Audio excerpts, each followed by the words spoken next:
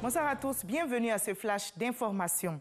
Le procureur de la République, Adou Richard Christophe, vient d'organiser une conférence de presse sur l'affaire de la mairie du Plateau, dans laquelle est impliqué Jacques Owo.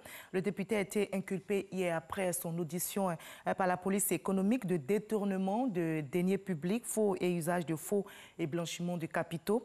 La justice le soupçonne d'avoir détourné plus de 5 milliards de francs CFA sur les taxes municipales de publicité et d'occupation du domaine public via une société dont il était gestionnaire. Le procureur de la République a donc ouvert une information judiciaire en son encontre. Par ailleurs, Jacques Owo, je rappelle, est inculpé, mais est libre grâce à son immunité parlementaire. Un mandat d'arrêt a été également requis contre l'ex-maire du Plateau, Noël Akossi Benjo. L'affaire Jacques Owo a été également débattue du côté de l'Assemblée nationale. Le bureau de l'hémicycle ivoirien vient de se réunir en urgence. Les parlementaires, par la voix de leur vice-président, Priva Oula, demandent la suspension des poursuites contre le député Jacques Owo. Le ministre de l'Économie et des Finances et le représentant résident de l'Agence japonaise de coopération internationale ont signé aujourd'hui les accords de financement pour la construction de 3 nouveaux échangeurs à Cocody et la phase 2 de l'échangeur de l'amitié ivoiro-japonaise entre les communes de Trècheville et de Makori. On en sait plus avec notre reporter Jean-Luc Bambo. C'est une autre étape importante dans la réalisation de ces 2 projets d'envergure dans le domaine des infrastructures routières. Les accords de financement pour la construction de 3 nouveaux échangeurs sur le boulevard Mitterrand à Cocody et la 2e phase de l'échangeur de l'amitié ivoiro-japonaise en cours de réalisation au carrefour Solibra. Principal bailleur de fonds, le Japon, qui consent pour ces 2 projets une enveloppe globale d'un peu plus de 105 milliards de francs CFA.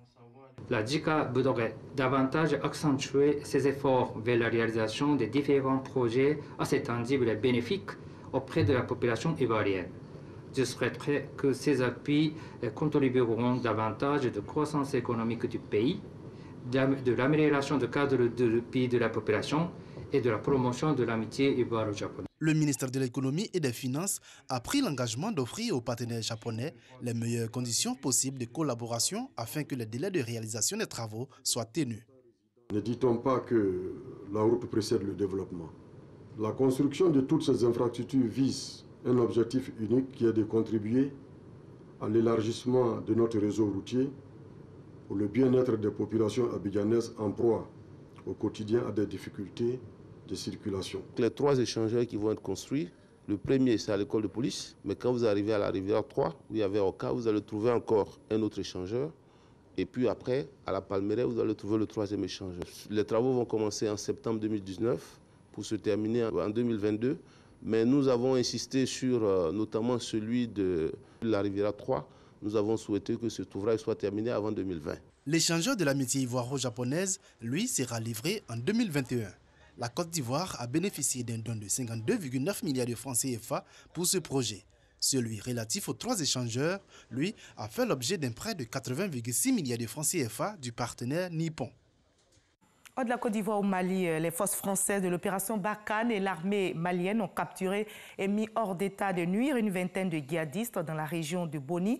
Cette région malienne est connue pour abriter des groupes djihadistes. L'armée malienne et française ont réussi donc à capturer les terroristes après plusieurs jours d'opération. En RD Congo, l'opposant Martin Fayulu continue de contester les résultats provisoires de la présidentielle du 30 décembre dernier, donnant Félix Tshisekedi vainqueur.